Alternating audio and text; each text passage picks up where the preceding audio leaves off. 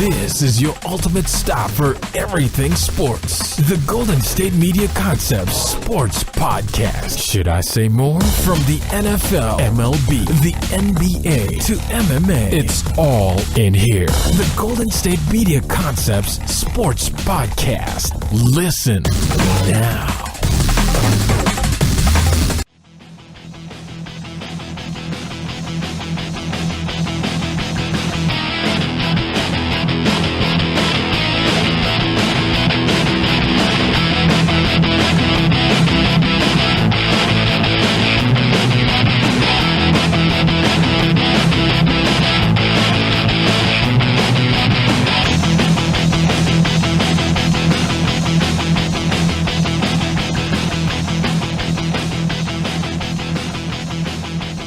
Hello, everybody, and welcome to the GSMC Sports Podcast, brought to you by the GSMC Podcast Network. I'm your host, Jeff Malinoff, and we have news this morning. Yes, we have news about Kyler Murray's height. It's finally been released. He's gone in the combine and gotten an official height and hand size and weights and all that good stuff. We'll compare him to Russell Wilson as well, maybe some other players as well he's compared to in his statistics when it comes down to his height, weight, and whatnot. Also going to talk about a history-making college football announcement regarding the first female skilled player to ever be in the college football ranks. Also, we're going to be talking about some college basketball. Some Ole Miss fans were not happy with the ending of their game against Tennessee, and we'll talk about how they reacted, as well as some other things that need to be talked. Oh, yeah, and also the game winners by LeBron and Wade, which one was better? So we got a lot to talk about today. But first things first, we got to talk about it. Kyler Murray's height has been officially announced. Well, yeah, basically. He comes in at a staggering 5 foot 10 1/8 inch. Yes, he's not below 5'9". He's not 5'8". He is 5'10". He passed that limit. He is like roughly the height of a Russell Wilson, and that puts his stock even higher than it was before, I believe, because the main issue with the decision to go with either Dwayne Haskins or Kyler Murray or even Drew Lock or Daniel Jones was he was too short, and like he was shorter than like a Doug Flutie, who was had a good career overall in the NFL, but he could have done way more. But his height really, his height really set him down a peg due to the fact that he was not able to really look over the offensive line. Sometimes you see him jumping a bunch. If you watch his tape, if he's in the pocket, he's just jumping up and down, and it's kind of humorous. But Kyler Murray at 5'10", Russell Wilson roughly around the same height as him. He's actually heavier than Russell Wilson. He's at 207 pounds. That is heavier than Russell Wilson. He also, his hands measured larger than Baker Mayfield's did at last year's combine. His hand size is 9.4, which is actually quite impressive. So he's got the build of a this generation idea of a quarterback. He's not like 6'3" or 6'4" like a Paxton Lynch or something like that, but he's got the tools, and obviously he has the skill, but he has the set of a quarterback that can play in the NFL. Because, like, obviously, his hands measure larger than Baker Mayfield's. He almost won Rookie of the Year. Arguably, people said he should have won Rookie of the Year because he had the most touchdown passes by a quarterback in NFL history. Same size as Russell Wilson, and we all know Super Bowl champion and a franchise. He's the franchise player for the Seattle Seahawks at the time, at this time, and will forever be probably for the rest of his career. And then you're also talking about him being of course, going back to Kyler Murray, he's won the Heisman Trophy and all those other things. So the question being, does this put him in the Giants talk? Does this put him in this, like, is he now going to be, no doubt, the first quarterback taken? Is that a foregone conclusion now? I'm not entirely sure. Because Dwayne Haskins is still a very talented quarterback out of Ohio State. No one is doubting that, not at all.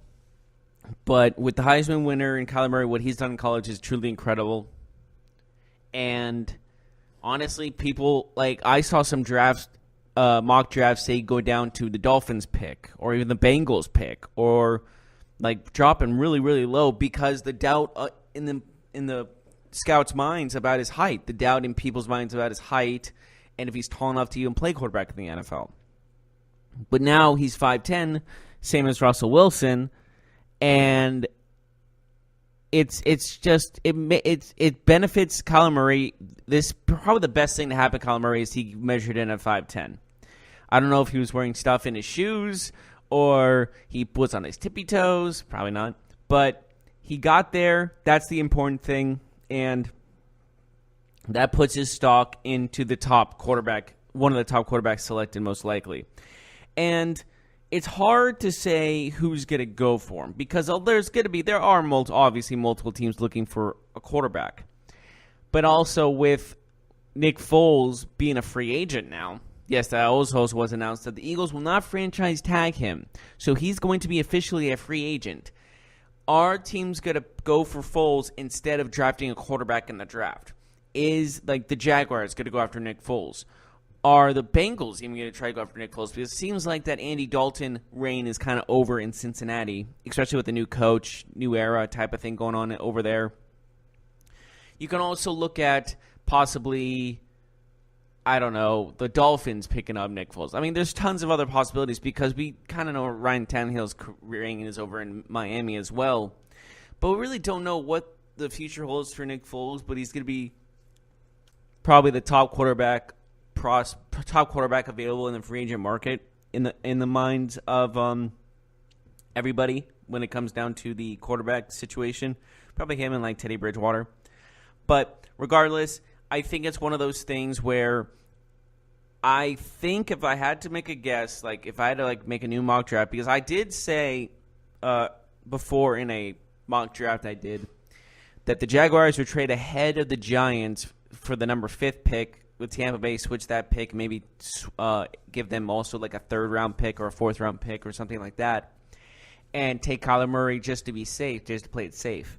When I mean play it safe, I mean just so they don't lose on him and have the Giants take them right before they take them, type of thing. I get what how that would work, but would Dwayne Haskins still go to the Giants?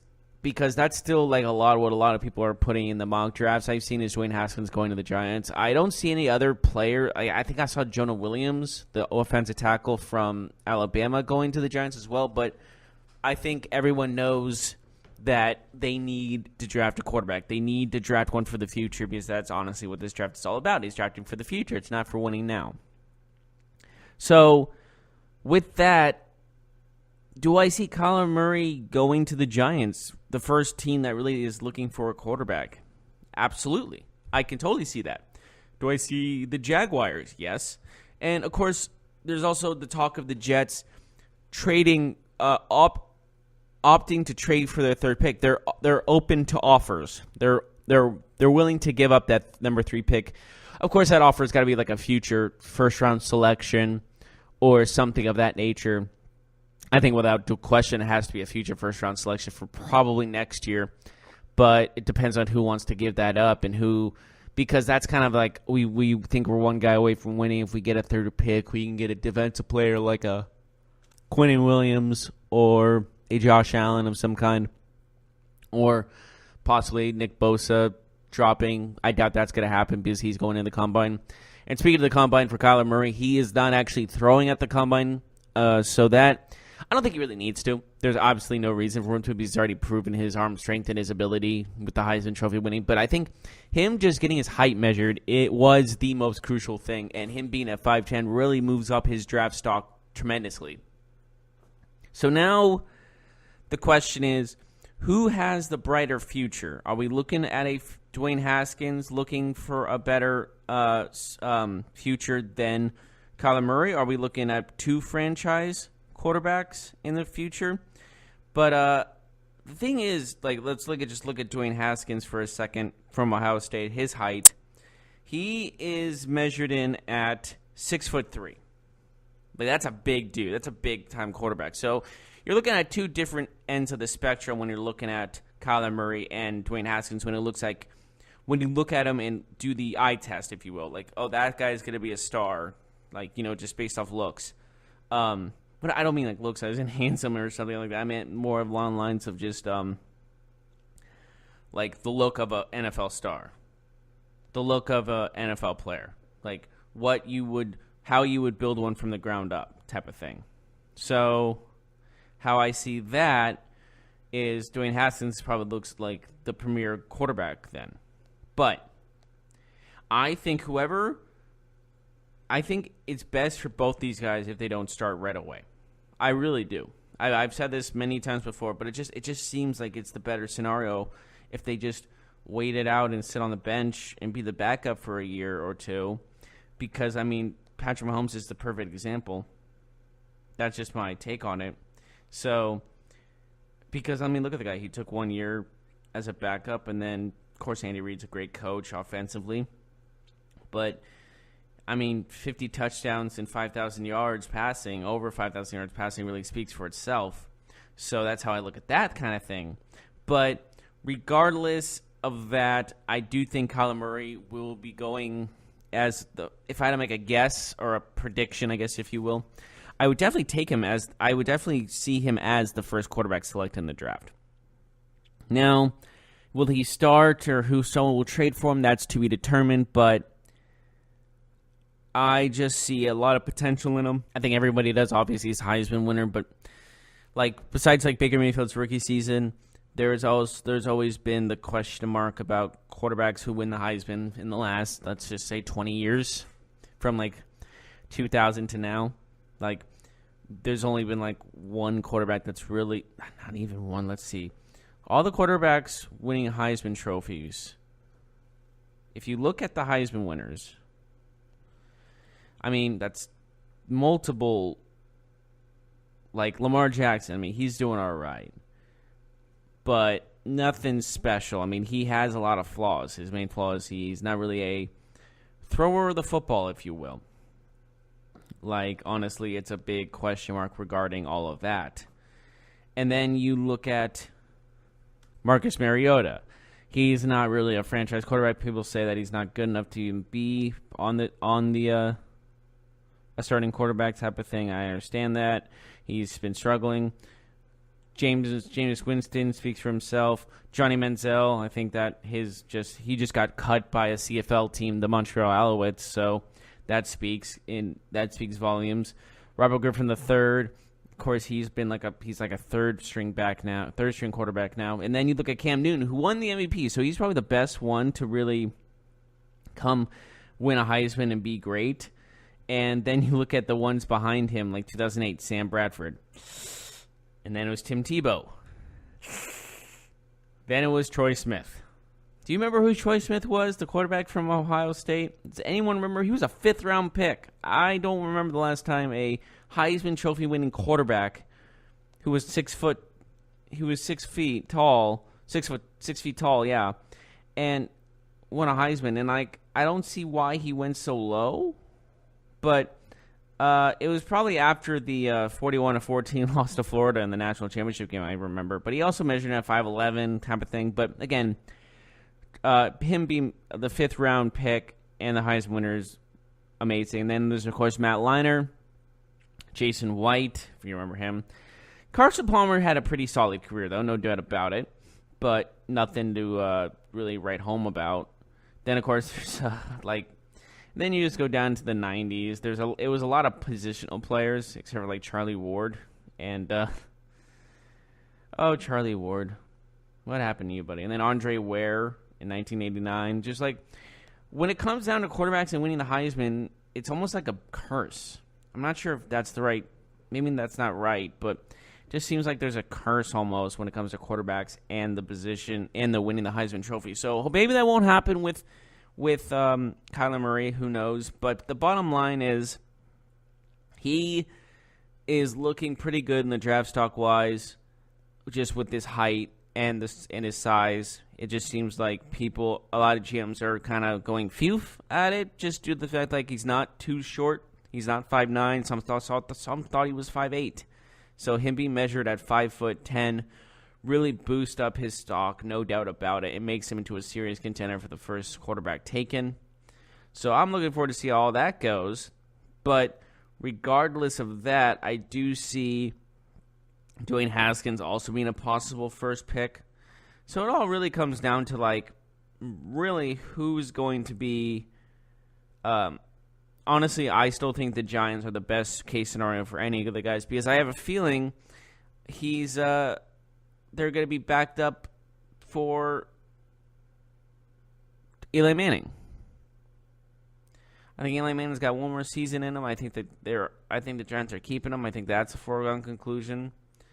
And it just seems like that's where we're at the moment. But I could be totally wrong. But I just see it as Eli Manning's going to play another year. Whoever they're drafting a quarterback, who they should draft a quarterback, is going to back him up. And that's that. And then they're going to start next season. And then whoever the quarterback, let's just go with Dwayne Haskins, Kyler Murray, with Barkley as their running back. It's going to be a dangerous backfield. And then there's also the talk, of course, of Odell Beckham Jr. being traded. But if he doesn't being traded, that's a great three-man setup right there. And there's just a lot of unanswered questions that really, really need to be discussed. And that's what the draft is for, of course. But, again, we will see how all that transpires in April when the draft starts. But this, of course, this combine just boosted Kyler Murray's his stock up a ton. And good on him. I mean, he's a great talent, and now he has the ability to be a top pick in the draft. And then also you got to look at the facts that the Cardinals general manager said Josh Rosen is, quote, their quarterback for right now, end quote. I mean, they said they weren't going to take Kyler Murray in the first round. But, I mean, it just seems like when he says for right now, I think they're still considering taking like a Kyler Murray as the number one overall pick and just trading away Josh Rosen or even just cutting ties with him straight outright. I'm not sure what their plan is, but I feel bad for Josh Rosen on this situation because it sounds like he's getting the worst end of this deal. It wasn't his fault he was so bad. His offensive line was probably the worst of the league. Larry Fitzgerald is his best wide receiver. Of course, he's great, but he's up there almost like he's the oldest running. I think he is the oldest wide receiver in the NFL. So that's not good for him in the long run. So he didn't have any talent around him. That's a key factor in that of why Josh Rosen struggled. But again, this is all going to come down to what's going to happen in April. Of course, we'll find out more and more. When March 13th hits, when the official start of the season, off-season if you will, begins, then we will know more and more as the days progress because then we'll find out trades and signings and releases and all that good stuff. But again, that's just what's going to go down. And Kyler Murray, once again, I'll say it, he measured at 5'10" and a 1/8 inch, I think it was 1/8 inch. So he barely made it to 5'10", but puts his draft stock way up there, back up into the top 5 for sure, and maybe the number one quarterback prospect in the draft. But with that, we're going to take a short break. When we come back, we'll be talking about some basketball stuff. And Dwayne Wade hit a game winner as well as LeBron hit a game winner. But which one was more impressive? We'll be on that when we get back.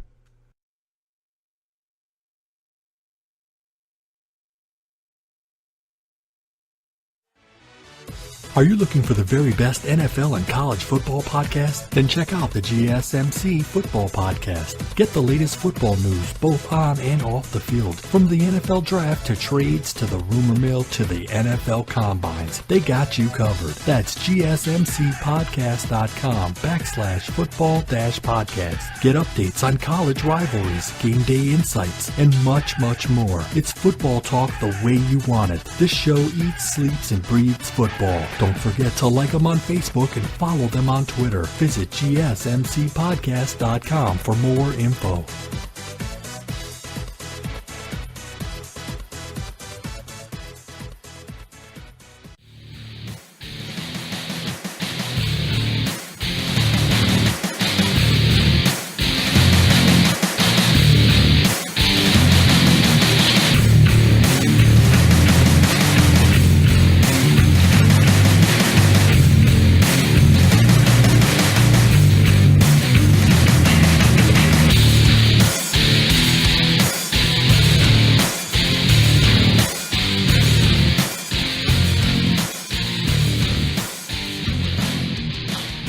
Welcome back to the GSMC Sports Podcast. Just left off the Kyler Murray. His height's announced at the Combine, which is good for him. But now we move on to the basketball world, as there were 2 game winners one sealed the deal kind of shot and 1 game winner last night. We have LeBron James and Dwayne Wade with these one off-foot last-second, not last second, but crazy prayer shots. Dwayne Wade's was probably the most craziest because he got the ball deflected, then he just shot it with there was 0.2 of a second left on the clock as he was releasing the ball and it banked in. Are you kidding me? And he beat the Warriors, which is way bigger and accomplishment than beating the Pelicans. No offense to LeBron. And then, of course, LeBron was off. He was off his back foot, shooting off one leg, shooting a 3 with a guy all over him. Great defense, by the way. And it just swooshes in, which kind of proves that he's still the best. And Anthony Davis' face was like, oh, yep, I'm joining you. And it felt like he was just smiling like, oh, that's what I'm going to be with in next season or something like that nature. That's a joke. But regardless, both of them had great prayer shots that went in. One beating the best team in the NBA, and the other beating not so much. I mean, for the Pelicans' sake, they had a pretty good game because Julius Randle still had 35 points, all things considered. He still played great. Anthony Davis, for those 21 minutes of playing, he had 22 points, which shows he's still able to produce big time. And, of course, LeBron with his 33 and 10 assists, he's still playing at an all-time high. And it just, maybe it's good for the Lakers that they won this game because they're still fighting for that playoff spot. It's basically a race for the 8th seed. Maybe you can see the 7th seed because who really wants to be the 8th seed when it comes down to it? But right now, the 8th seed belongs to the Los Angeles Clippers, not the Lakers, with the Kings right behind them at 31-30 after their tough 1-point loss to the Bucks in overtime, which they came back from 17, which was pretty impressive for Sacramento. But that just proves that Sacramento can maybe not get over that hump of winning these games, but they can compete with the best of them. As for LA, they're still under 500 at 30-31, so it's going to be tough for them to really come back in this. But we'll see how everything goes. And, of course, there's San Antonio, who's still right in that mix in the 7th place spot, but that could leave it. That can go at any second, because of the fact that they did beat the Pistons. But this is a very tough Western Conference, so we'll see how everything goes there. But cool for Dwayne Wade. Nice new hair and cornrows. Kind of got the cool Carmelo Anthony 2005 look going, which I think is pretty, just old. I know that's probably nothing to do with it. But regardless, when you're looking at both the Lakers and you're looking at the Spurs, if you're going in between those and everything in between the Kings and the Clippers, it's tough to say who's actually going to make it over the hump in the playoffs. You can look at the Lakers and say, oh, LeBron's in playoff mode, they can make it. Then you look at the Kings and go, if they play how hard and how tough they played against the Bucks in one of the weaker schedules after this game against the Clippers, then they could totally make the playoffs as well. And then, of course, the Clippers need to hold on, and they've been playing well even without Tobias Harris. And even tomorrow they play Sacramento, like I said. But after that, they play the Knicks, and they have kind of an easy schedule along with the Kings. So it's going to be tough to see that. And then, of course, the Spurs, who are still holding on to a playoff spot themselves, are in a, well, they're still, we're all still in the West here, so the schedule's not going to be totally easy. But again, tomorrow, the Spurs are off as well, but on Saturday they play the very good Oklahoma City Thunder, who have the MVP candidate in Paul George. Then you're looking at Monday, where they play the second place in the West, Denver Nuggets. So honestly, the Spurs have a very tough schedule ahead of them, and they can, I don't know if they can hold on to their playoff spot, their playoff hopes right now, because they're tied exactly with the same record as the Clippers. So honestly, that is probably the most entertaining thing happening in the NBA right now, is the race for the last couple of spots in the Western Conference playoffs. You can also add the Timberwolves in there. They're one game behind the Lakers, who are still fighting for playoffs for themselves. So you can put the Timberwolves up there, but it's probably not likely. And then you look at the poor Knicks and the poor Suns, who are Suns are 12-50, Knicks are 13-48, and them along with Cleveland and Chicago are all fighting for the Zion sweepstakes, if you will. And, of course, whoever gets Zion is going to have a huge, a lot of hype going into next season, of course. So I'm not sure if really losing last place this season is bad, needless to say, because you are going for arguably the best prospect since LeBron James. And with that, and you're looking at the fact that Zion is hurt, but I don't think it's this severe enough for it to be a factor in his draft stock. And with that, it all depends on how he does in the March Madness tournament, but it sounds like he's going to keep playing. That's kind of what the reports are. Coach K says that too, as well. It just sounds like that's going to happen. He's going to play in the tournament, and he'll be fine by then. But regardless, I think when it comes down to it, when you're looking into the Western Conference, because the Eastern Conference is kind of set, I would say.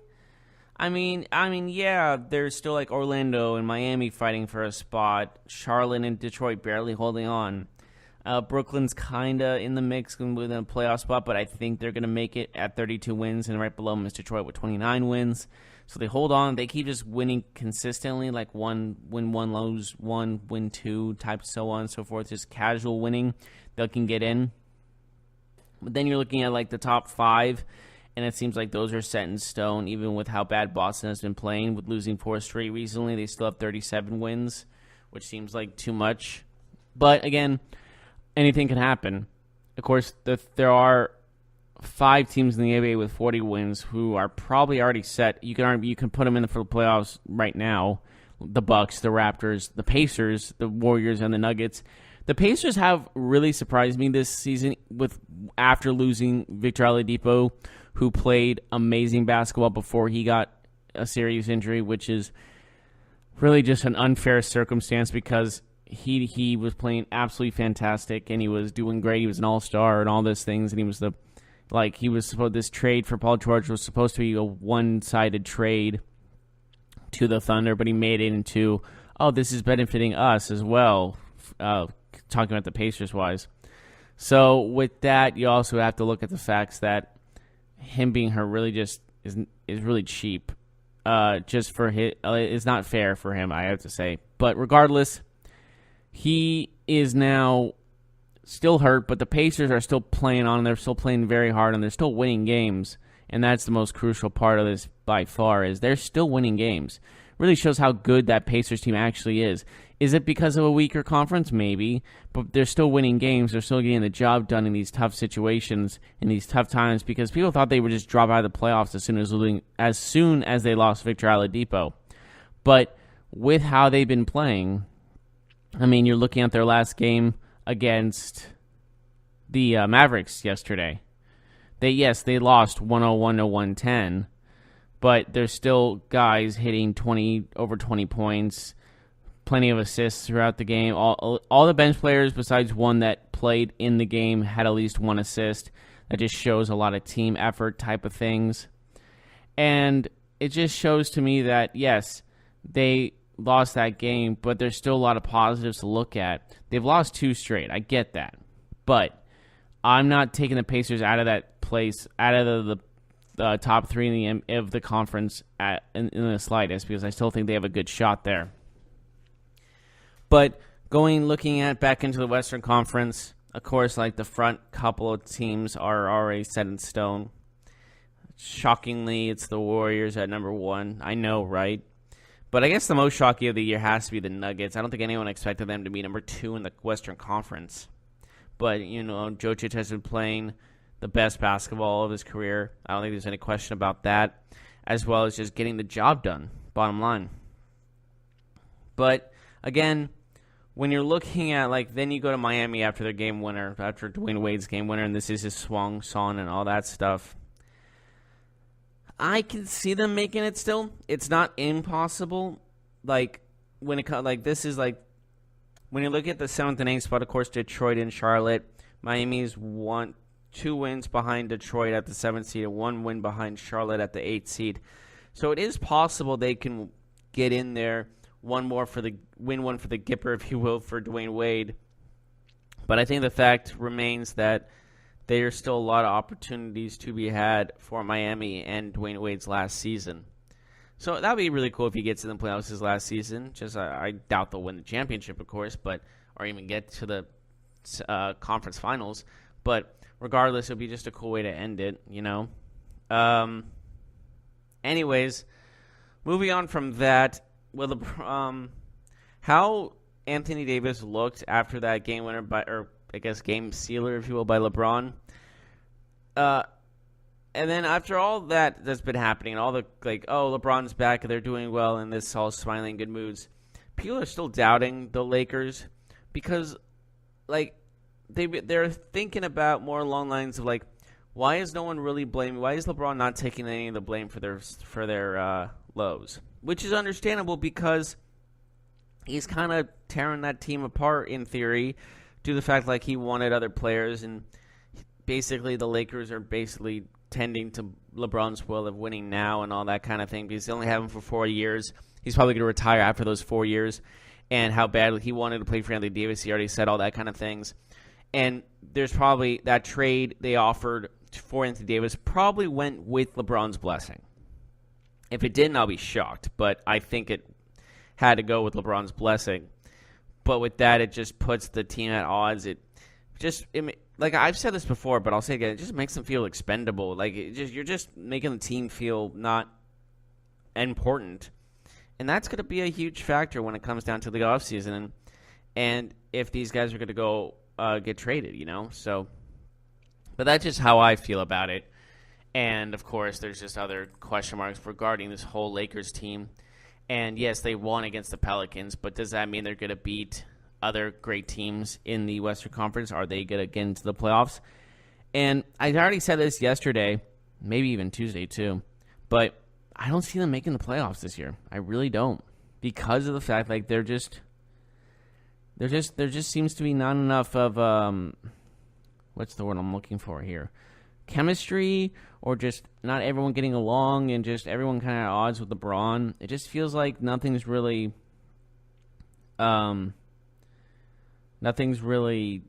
clicking for them chemistry-wise. And it's understandable why that is because of before the trade deadline, all that happened. But regardless, I think it's one of the long lines of just do what you have to do to win this, or win games.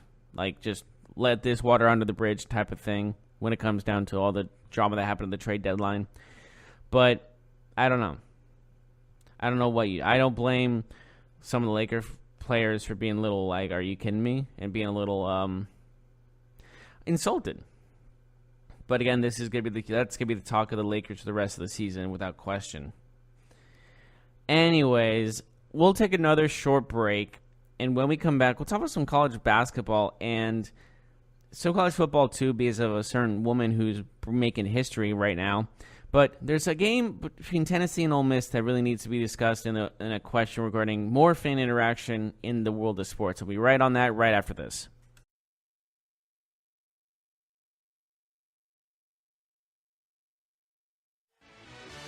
Check out the show that's built on the MMA. From the UFC to extreme cage fighting, they got the fights covered. Check out the GSMC MMA podcast. Get the latest news on past or upcoming fights. Join us as we talk to and about some of the biggest names in the MMA, past, present, and future. When it's the fight game, there's just one show to check out. GSMCpodcast.com/MMA-podcast. Don't forget to like them on Facebook and follow them on Twitter. Visit GSMCpodcast.com for more info.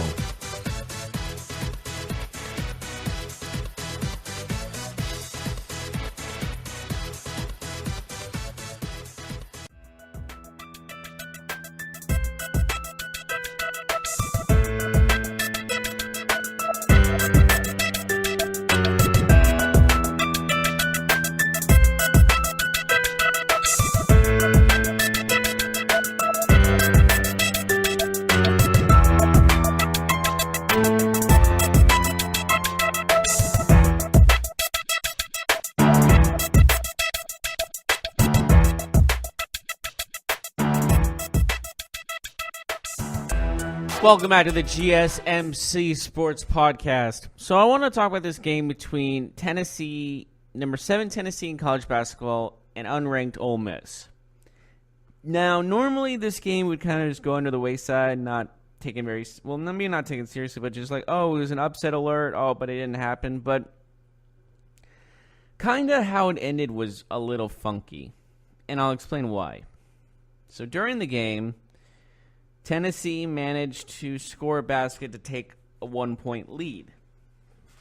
And with their 1-point lead, Ole Miss had the ball, no timeouts remaining, about 5 seconds left on the clock. They rushed down the court, and there was contact beyond the perimeter, and it seemed that the fans and players thought this would be a blocking foul and a shooting foul. So 3 shots, be up by 2 with about 2 seconds to play, I would say. And the call turned out to be a charge. And you can look at it from both sides. Yeah, maybe his feet weren't planted, maybe it wasn't a charge. Or maybe it was like a moving. The guys, and then you can also see maybe the guy did plant his feet. Maybe it was a charge, kind of ran into the guy trying to cause a foul. You can see both sides to it. Unfortunately, for the referees that called the charging call, which led to the Tennessee getting the ball, kind of sealing the game, basically, after, I think it was in the 101 after that. But regardless, no, they got the ball fouled 101. Yeah, that's what happened. Anyways, what happened after the game is really what brought this to my attention. I have seen games in NFL and that have had garbage thrown onto the field. I've really never seen a basketball game get thrown with a lot of trash onto the court. And there was a lot of trash, a lot of cups and paper and all that kind of thing. A lot of trash went thrown onto the court in protest, obviously, against the call. And I think it was mainly towards the referees. I think that was the main thing. And I believe the Ole Miss head coach went onto the microphone, the PA system, and said, stop throwing stuff onto the court. You're better than this, so on and so forth, something of that nature. But, I've always understood how a fan felt, because we're all fans. We're all fans of a certain team. We're all fans of a certain sport and all that stuff. And when something you feel is injustice, you're upset. And some people, obviously, it started with one guy throwing stuff onto the court, and then another person saw it and carried on. It was just a snowball of people like, oh, he threw something, I should throw something. That's usually how these things start anyways. But I don't know. It just really, I don't want to see it in sports, garbage thrown into the field. But it's just kind of like littering, obviously, blah, blah, blah, that kind of thing. But, you're also throwing it at the team you're cheering for, which is kind of opposite of your point being made. I know you're trying to throw it at somebody else, but you could also injure someone. I don't care what the object is. You don't know what the damage could cause from a long-distance throw like that, depending on, of course, what the object. I know I said it doesn't matter what the object is, but sometimes it really does. Like those cups, like who knows what they're plastic cups, sure, but who knows what could happen. Like there's a lot of the unknown in that situation where it could hit someone and something could horribly happen to them. You never know in these kind of circumstances due to people's medical conditions and whatnot. But I understood the frustration, so I understand that part, but there's kind of limits to what you should and should not do in these circumstances. And I've been to college basketball games, I've been to college football games and all that kind of stuff. So it's, well, let's just say a lot of the students are not, what's the word? They don't have a Jiminy Cricket with them, let's just say. Let's just say Jiminy Cricket went out to lunch and drank a couple beers. and probably some shots. And a lot more than that. But I won't get into that. I'm just saying that a lot of their smart decision-making probably went out the window that morning. But regardless, just maybe, I don't know, just think of a better way to express just boo. That's all I'm going to say. But anyways, that's just my take on that. And there's actually some exciting news in the world of college sports. A woman, this is for the first time ever that a woman has been given a scholarship to play a positional, gotten a positional football scholarship, as in like not a non-kicker scholarship. Like there's been women kickers, plenty of them actually, but with that, there's never been like a woman safety before. And with that, we kind of have one now. A woman by the name of Tony Harris commits to Central Methodist, is the first female skilled player to sign ever. And her position, she's a 5'7" safety, played at East Los Angeles College the last 2 seasons before being offered a scholarship by Central Methodist, a Division I NAIA college in Missouri. She joins a girl by the name of Becca Harris, a kicker at Adams State, as the first 2 women to accept football scholarships from college at a Division II level or higher.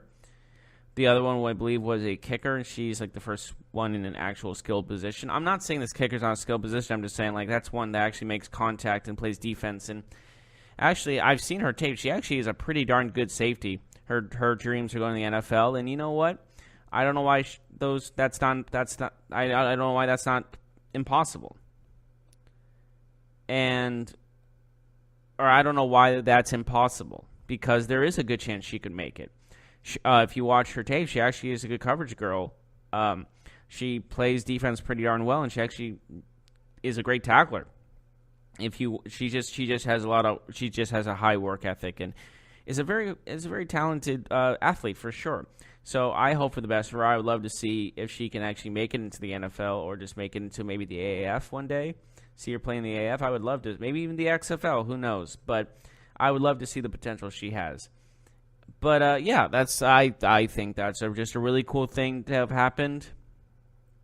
And with that, it just you love to see people trying to overcome odds like that, because when you think of the NFL, when you think of football, it's a guy sport. But why can't women play it? You know, like, and she's proven that point that women can play football. Women can compete with the men. It's not sexist. It's not domestic violence if you tackle a girl in a sport, because you're playing a sport. That's the rules of the sport. It's just one of those things where, I don't know, it just looks to me that some people will look at it the wrong way. But in actuality, I think of it as just a groundbreaking, honestly. And I love to see what she can do at a college level. So I'm looking forward to seeing what she can do. And, I mean, I think everyone is. I think everyone's going to take a look at her and see if she can bring something to the table. Of course she can bring something to the table, but I think it's more along the lines of, whoa. Okay, I hate to change the subject, but before I do, I just wish the best for Tony Harris and wish her luck in her new college career. But, okay, so we got some breaking news right now. Demaryius Thomas, some of you may know, the former Texan who got released, and the former Denver Bronco, has been arrested on vehicular assault charges following a February 16th crash in Denver. Thomas lost control of his vehicle and rolled it on Aurora Parkway near 12th Street. And so Thomas was driving, and there were 2 other people in the car. All 3 were transported to hospital, police said. Thomas and a male passenger suffered minor injuries, and a female passenger sustained more serious injuries. So, wow.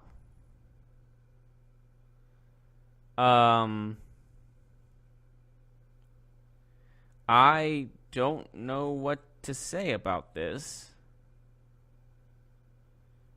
So a vehicular assault charge following a crash in Denver, February 16th. So this was about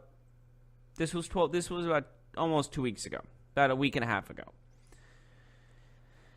And this is just breaking news, so I'm trying to get it as it's coming to me. But the vehicle rolling came to a stop at where it crashed at near the 12th Street.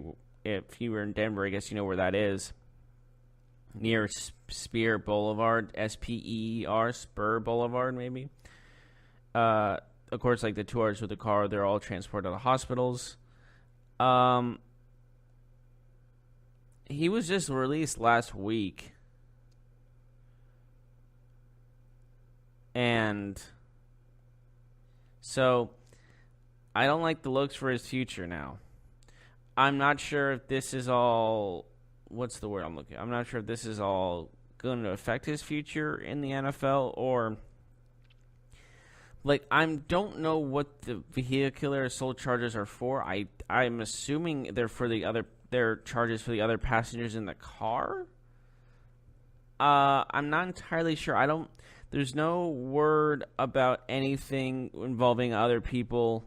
Doesn't seem like anyone else got hurt.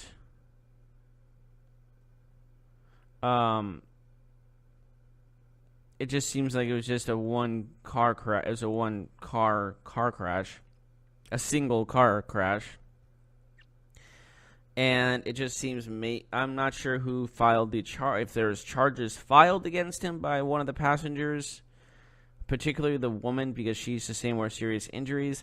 But that's the news I'm getting right now, and I'm not entirely sure the rest. If there's any more news in the next 5 minutes, I'll let you know. But this is a pretty serious thing. It's a vehicular assault, so it's not like it's still a charge that might put a damper on his future in the NFL. I think he's done. He might be done for good for sports. I know he tore his Achilles in Week 16. And he couldn't even play in the playoffs, which was probably the reason he was traded before the trade deadline in the NFL to help them in their playoff push. So, it would be Demaryius Thomas on one side, DeAndre Hopkins on the other, so it would work in both ways. It would help them maybe get the pressure off of DeAndre Hopkins somewhat. But it seems to me that this vehicular assault charge, he got released, like I said, a week or so ago. And it just seems like that's the end for Demaryius Thomas. In the NFL, that is. But we'll see we'll continue this probably tomorrow. I'll probably have more information by tomorrow than by next week of what the ramifications, what the aftermath of this is going to be. But I think that should be our show today. Thank you so much for joining. I was glad we had to finish it up on a breaking news alert. That was cool. But tune us in tomorrow, which is a Friday. Yay, Friday! And that's when the on-the-field stuff for the Combine starts, and that's when everyone's all excited. But as always, I'm Jeff Malinoff, and I'll see you next time. You've been listening to the Golden State Media Concepts Sports Podcast, part of the Golden State Media Concepts Podcast Network. You can find this show and others like it at www.gsmcpodcast.com. Download our podcast on iTunes, Stitcher, SoundCloud, and Google Play. Just type in GSMC to find all the shows from the Golden State Media Concepts Podcast Network, from movies to music, from sports to entertainment, and even weird news. You can also follow us on Twitter and on Facebook. Thank you, and we hope you have enjoyed today's program.